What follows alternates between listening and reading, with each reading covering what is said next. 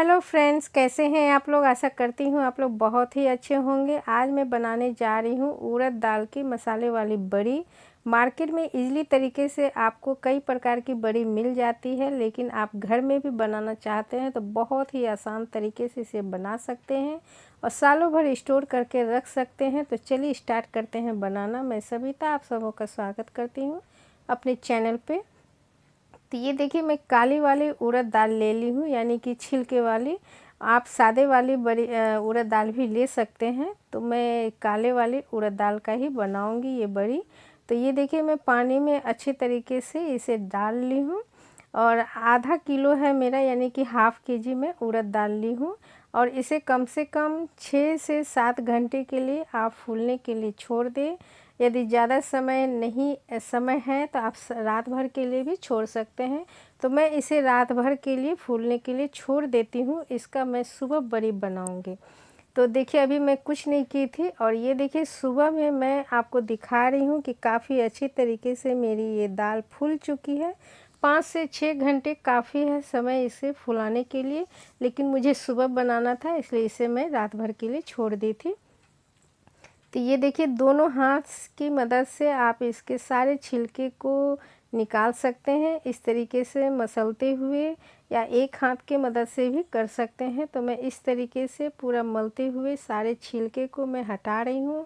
और काफ़ी पानी लगेगी तो इसलिए नल के पास जा कर के इसे मुझे धोना पड़ेगा। तो चलिए मैं नल के पास जाती हूँ और इसे, तो ये देखिए फ्रेंड्स, मैं अच्छे तरीके से धो ली हूँ, फिर भी एक दो छिलका बच गई है। इससे कोई दिक्कत नहीं है आपको। तो चलिए मैं मसाला दिखा देती हूँ पहले कि इसमें मैं मसाला क्या क्या यूज कर रही हूँ। तो मेरे ये 1 चम्मच मेथी दाना है, और ये हींग है, मेरी 2 चम्मच जीरा है, ये गरम मसाला है। गरम मसाला में मैं छोटी इलायची, बड़ी इलायची, लौंग, दालचीनी ये सब ली हूँ। और ये अदरक है मेरे साथ में, काली मिर्च भी है। और ये हरी मिर्च मेरी लाल और हरी वाली, मैंने हरी वाली ही लाल मिर्च पक गई है तो वो सब ली हूँ। तो चलिए मसाले को पहले मैं ड्राई रोस्ट कर लेती हूँ हल्का सा। इसका सिर्फ नमी को हटाना है, ज़्यादा नहीं भूनना है। तो पहले अच्छी तरीके से इसे भून करके फिर इसे ठंडाने के लिए मैं छोड़ दूँगी, और तब तक मैं दाल पीस के तैयार करूँगी। तो चलिए, मेरी अच्छी तरीके से ये रोस्ट हो चुकी है। मैं गैस बंद कर देती हूँ।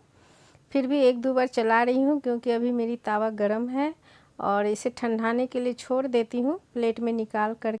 तो ये देखिए फ्रेंड्स, दाल को पीसना शुरू करते हैं। तो एक मिक्सी जार ले लिए हैं, उसमें मैं दाल को रख ली हूँ। अब बिना पानी की मदद से मैं पहले पीस ली हूँ।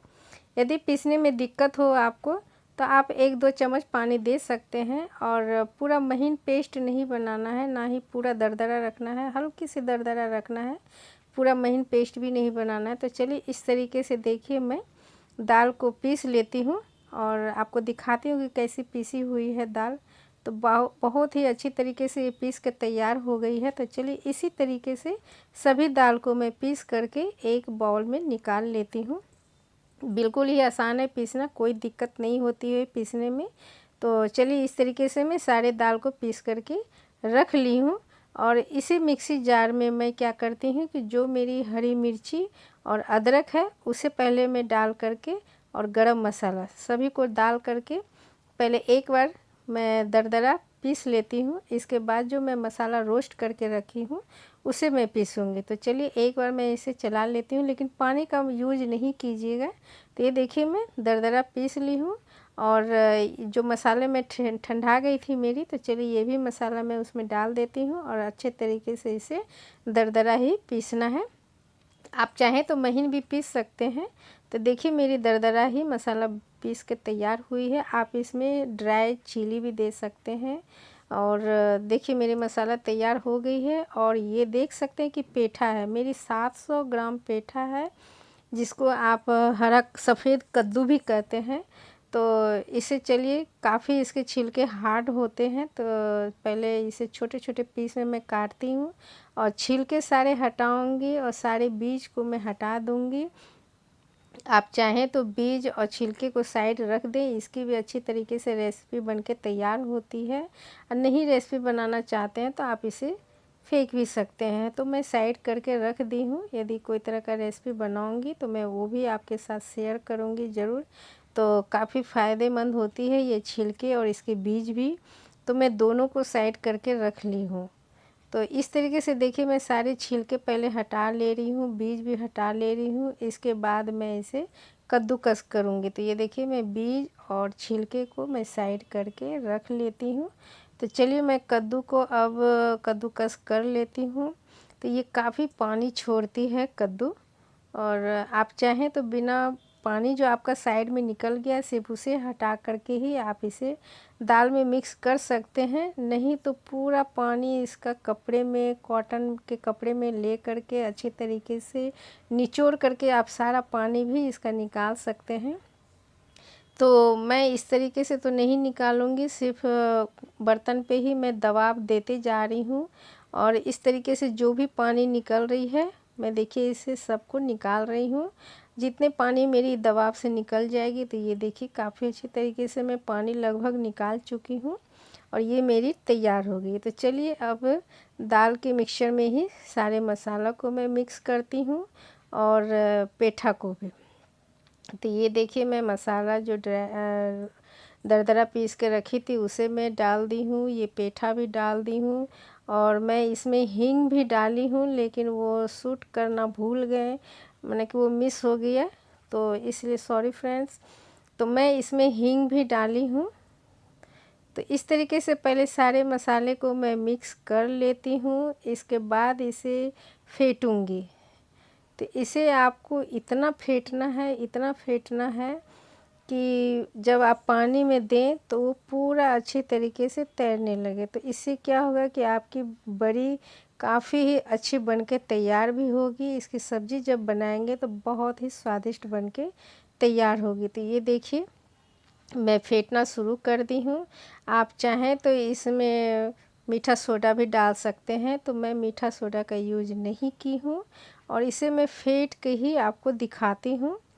तो ये देखिए एक ही तरफ से फेंटना है, ये नहीं कि कभी लेफ़्ट कभी राइट, आपको एक ही साइड में फेंटना है। तो इस तरीके से देखिए मैं फेंट ली हूँ। और कैसे पता चलेगा कि मुझे अब और फेंटना है कि नहीं, तो चलिए ये भी मैं दिखाती हूँ कि किस तरीके से आपको चेक करना है। तो पहले चलिए सारे मसाले को मैं एक जगह इकट्ठा कर लेती हूँ और एक बाउल में मैं पानी लेती हूँ। तो ये देखिए फ्रेंड्स मैं इसमें डाल के आपको दिखा रही हूँ। आप देख सकते हैं कि कितनी अच्छी तरीके से पानी के ऊपर ही ये तैर रही है। इसका मतलब हुआ कि काफ़ी अच्छे तरीके से आपकी ये फेंटा गई है। तो अब इसे ज़्यादा फेंटने की ज़रूरत नहीं है। अब बड़ी पारने की समय आ गई है। तो मैं अंदर ही, घर के अंदर ही आपको एक बर्तन में तेल से ग्रीस करके और इसी के ऊपर पहले बड़ी पार के दिखाती हूँ।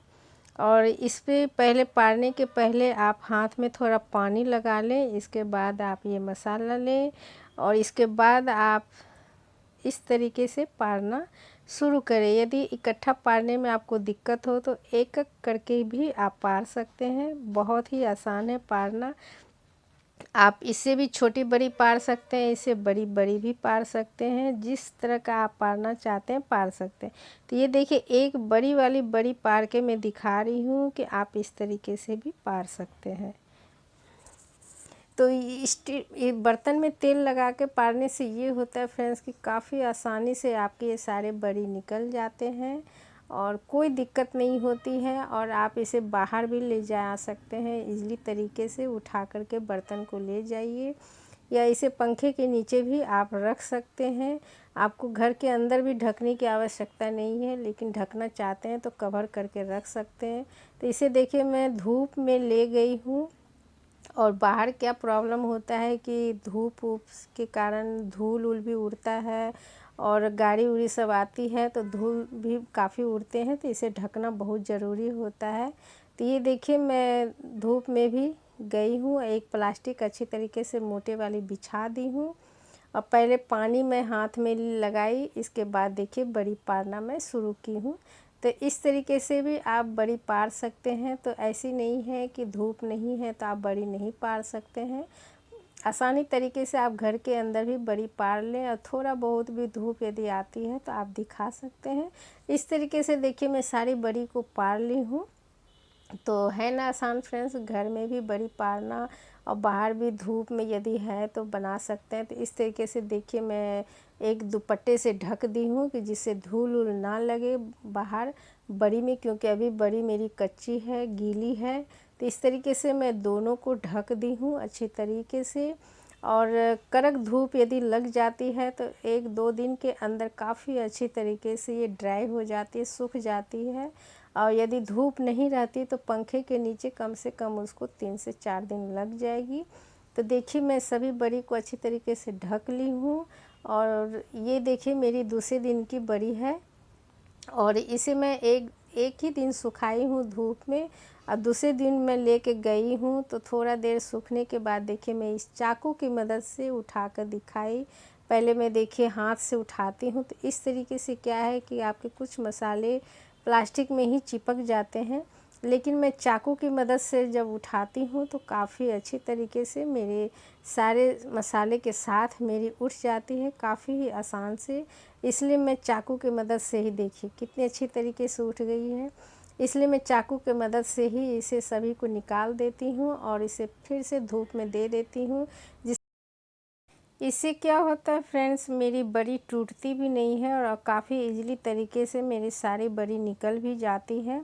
आप कॉटन पे भी देंगे तो काफ़ी सावधानी से निकालना पड़ता है, तो प्लास्टिक के ऊपर मैं देती हूँ तो इसी तरीके से मैं निकालती हूँ। तो देखिए दूसरी तरफ से भी काफ़ी अच्छी तरीके से ड्राई हो चुकी है। ये दूसरे दिन है बड़ी का और दोनों तरफ से काफ़ी अच्छी तरीके से ये सूख गई है। मैं पटक के भी उठा के भी दिखाई, आवाज़ काफ़ी अच्छी तरीके से कर रही है। जब आवाज़ पूरा करने लगे तो समझिए आपकी बड़ी बन के तैयार हो गई है। इसे आप इस तरीके से ड्राई, जितने अच्छी तरीके से ड्राई करके रखेंगे वो आपके साल भर स्टोर करके इजीली तरीके से रख सकते हैं। इसलिए सुखाना काफ़ी बहुत ज़रूरी है। ज़रा सा भी आपकी नमी रह जाएगी बड़ी में तो वो फंगस पड़ जाती है, ख़राब हो जाती है।